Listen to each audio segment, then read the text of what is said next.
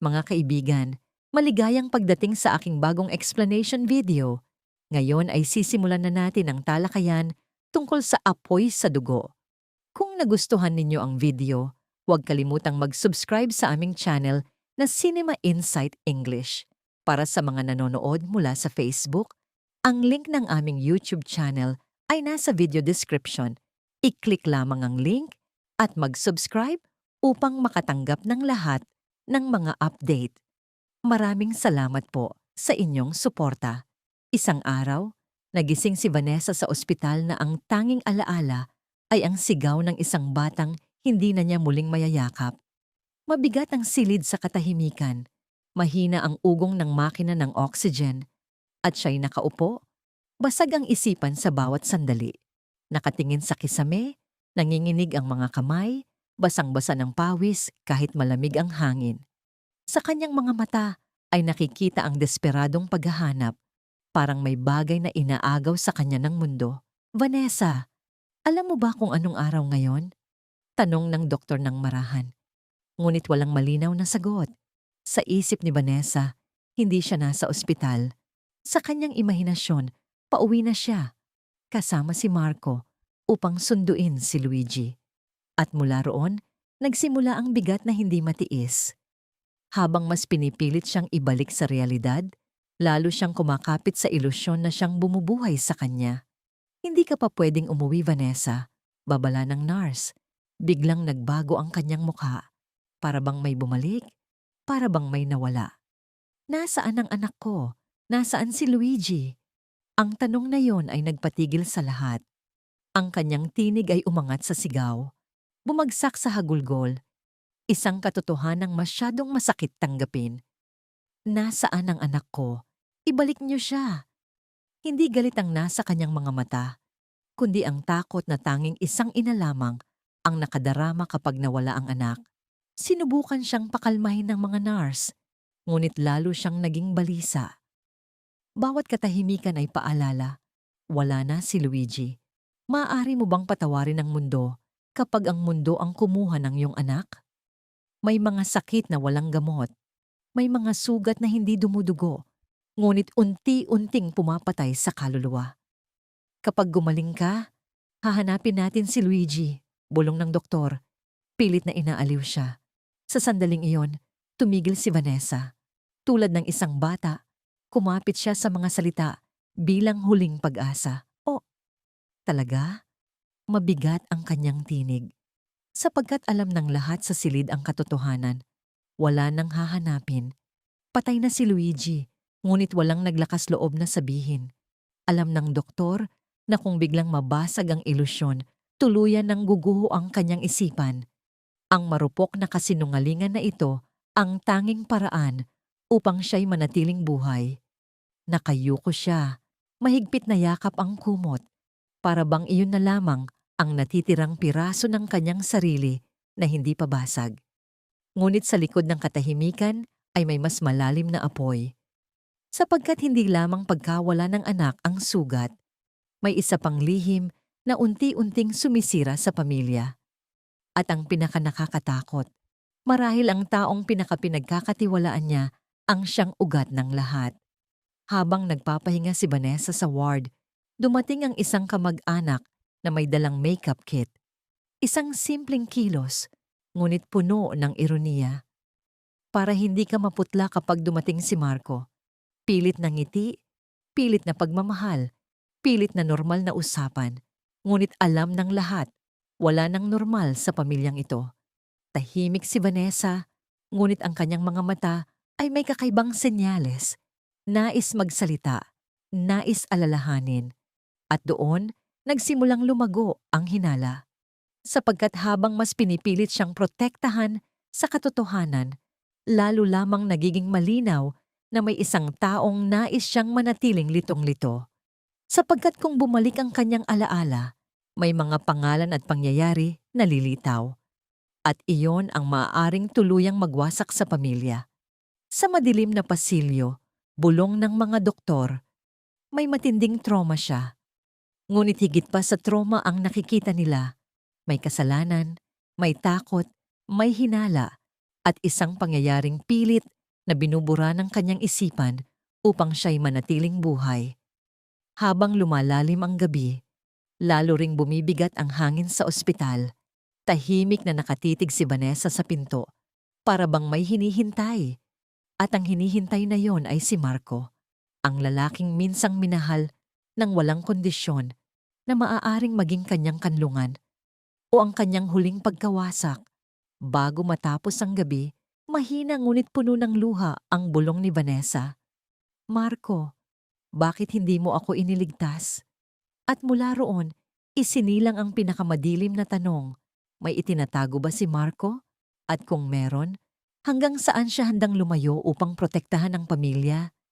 Sa bawat pagkakataong hindi siya bumibisita, lalong lumalalim ang hinala ni Vanessa. Kahit basag ang kanyang isipan, ramdam niya. May nagsisinungaling sa kanya. Sa madilim na ward, mahigpit na yakap ni Vanessa ang kumot. Paulit-ulit na binubulong ang pangalan ng anak. Luigi. Bawat pagbigkas ay lalo pang nagdurugo ang kanyang puso. Samantala, nakasandal si Marco sa malamig na dingding ng ospital.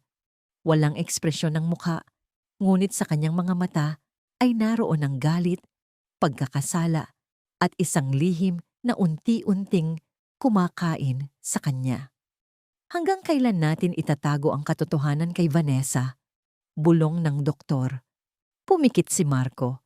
Hindi tiyak kung alin ang tama, sapagkat minsan, mas madaling magsinungaling kaysa panoorin ng mahal sa buhay na tuluyang gumuho. Ngunit paano kung ang mismong kasinungalingan ang siyang sisira sa kanila? Tahimik ang ospital, ngunit sa loob ng pamilya, isang pagsabog ang nagsimula. Unti-unting bumabalik ang mga alaala ni Vanessa. Malabong tanawin, kakaibang pahiwatig, mga pirasong maaaring magbunyag ng katotohanang matagal nang nakabaon. Madidilim na kalsada, malakas na ulan, mga sigaw at iyak ng bata. Biglang nagising si Vanessa, basang-basa ng pawis, hingal na hingal, para bang may humahabol sa kanya kahit walang tao sa silid. Kinuha niya, bulong niya, bago sumigaw ng may galit. Nagsisinungaling ka sa akin. Nagkagulo ang ward. Sinubukan siyang pakalmahin ng mga nurse, ngunit hindi ito simpleng pagkabaliw. Ang kanyang alaala ay pilit nang bumabalik, at iyon ang kinatatakutan ng lahat. Sapagkat habang mas lumalapit siya sa pag-alala, mas lumalapit siya sa katotohanan. Isang katotohanang maaaring magwasak sa buong pamilya. Sa bahay ni Marco, mas matalim ang tensyon. Tahimik na hapagkainan, tahimik na sala, katahimikan na mas masakit kaysa sigawan. Bawat miyembro ay may dalang lihim. Bawat isa'y parang apoy na handang lamunin ng lahat. Nakatingin si Marco sa malamig na kape, binabagabag ng gabing nagbago ng lahat. Ang gabing hindi dapat nangyari, ang gabing maaring naging sanhi ng pagbagsak ni Vanessa. Hindi mo kasalanan, bulong ng kaibigan. Ngunit alam ni Marco, hindi sapat ang kapatawaran, lalo na kung ang kapalit ay isang buhay. Samantala, nakaupo si Vanessa sa tabi ng bintana ng ospital. Bumubuhos ang ulan sa labas. Bawat patak ay lalong nagpapabigat ng kanyang sakit. Nakita niya ang sariling refleksyon. Maputla, pagod, basag. Dahan-dahan niyang inilapat ang kamay sa tiyan habang dumadaloy ang luha. Ano ang ginawa ko para maranasan ito? Bulong niya. Sapagkat madalas, ang pinakamas nasasaktan ay sila ring unang sinisisi ang sarili. Pagkatapos, pumasok si Marco sa silid. Mabigat, tahimik ang bawat hakbang. Sa wakas, nagtagpo ang kanilang mga mata. Walang salita, ngunit sa loob ay isang bagyo. Galit, takot, pag-ibig, pagtataksil. Lumapit si Marco, ngunit umatras si Vanessa. Takot siyang makita siya. Vanessa, bulong niya. Dumaloy ang luha sa mga mata ni Vanessa.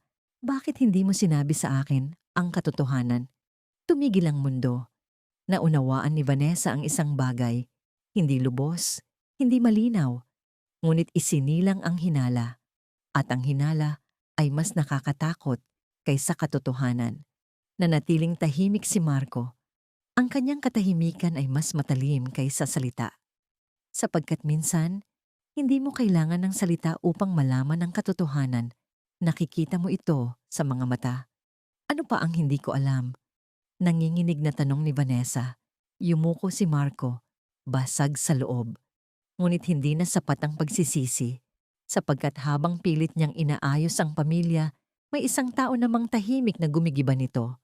Tahimik, mapagmasid, puno ng nakatagong galit. May isang taong nakakaalam ng higit pa. At kapag nagsalita ang taong yon, tuluyan ng guguho ang pamilya. Habang lumalalim ang gabi, nakatutok ang mga mata ni Vanessa kay Marco. Sa unang pagkakataon, hindi takot ang nasa kanyang mga mata, kundi hinala. At mula sa hinala, isinilang ang mas mapanganib na bagay, paghihiganti.